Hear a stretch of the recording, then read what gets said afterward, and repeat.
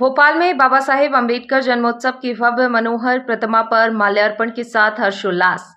15 अप्रैल 2024 मध्य प्रदेश की राजधानी भोपाल में संविधान के प्रमुख निर्माता, दलितों के मसीहा और भारत रत्न डॉक्टर भीमराव अंबेडकर के 135वें जन्मोत्सव को धूमधाम से मनाया गया। समस्त व्यापारिक संगठन, राजनीतिक दल, समाज सेवी संस्थाएं और उनके लाखों समर्थकों ने बोर्ड ऑफिस चौराहे पर बाबा साहेब की प्रतिमा पर माल्यार्पण कर जन्मदिन को हर्षोल्लास के साथ मनाया। कार्यक्रम की शुरुआत सुबह से हुई, जहां भव्य शोभा यात्रा निकाली गई।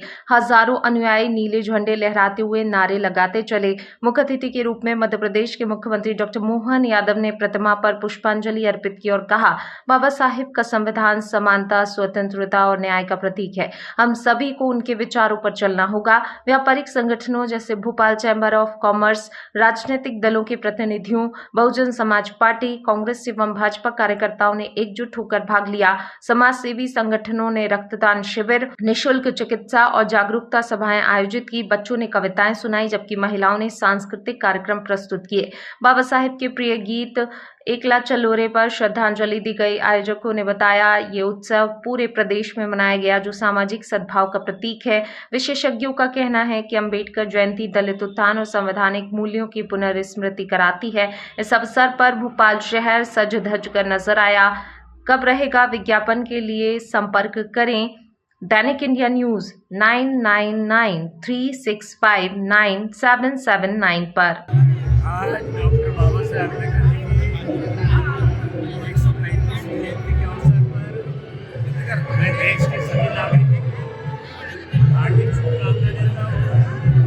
उम्मीद रखता हूँ कि डॉक्टर बाबा साहेब अम्बेडकर ने इस देश के नागरिकों का जीवन अच्छा बनाने के लिए, सभी देश के लोग एक साथ मिलकर रहने के लिए, देश सत्ता न्याय में चलाने के लिए डॉक्टर बाबा साहेब अम्बेडकर ने सभी जाति धर्म के लोगों के लिए एक सुंदर सा भारतीय संविधान इस देश को दिया है। और ऐसी आचार संहिता लगाई है बाबा साहब ने संविधान के माध्यम से देश के तमाम दलित, शोषित, पिछड़े समाज के लोगों को बराबरी के उन्नति के अवसर मिले। समाज के सभी लोग एक बराबरी में आए और हमारा देश है बहुत बड़ा देश। आज का देश मेरे भारतीय संविधान में होगा, दूसरे देशों की तरह हमारा देश भी आज सेना विद्रोह होते, लेकिन तब जाते क्योंकि बाबा साहब ने संविधान ऐसा बनाया। दुनिया के सारे देश के बाबा साहब द्वारा लिखित संविधान अपने देश में बनाते हैं, उसकी कॉपियाँ पढ़ते हैं। आपको मालूम होना चाहिए डॉक्टर बाबा साहब न्याय हुआ था।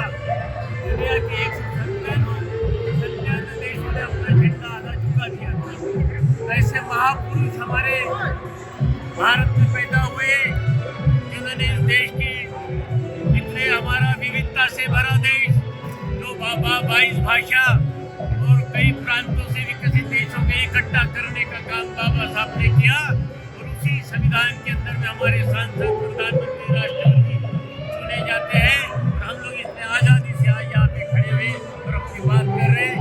मैं पुनः सब लोगों को आज के बाबा साहब को याद करें। नहीं लोग बाबा साहब ने जो किताबें लिखी है वो पढ़े कि बाबा साहब ने इस भारत देश में प्रजातंत्र लागू करने के लिए, यहाँ से महिलाओं को जो बाबा साहब ने देश की 50% महिलाओं को जो न्याय उन्होंने बाबा साहब ने दिलाया, ऐसा न्याय दुनिया में कहीं नहीं हुआ। दुनिया के अंदर पहली बार महिला को मतदान का अधिकार भारत देश में मिला है। ऐसे महापुरुषों की जयंती में मैं करता हूँ। आप सबको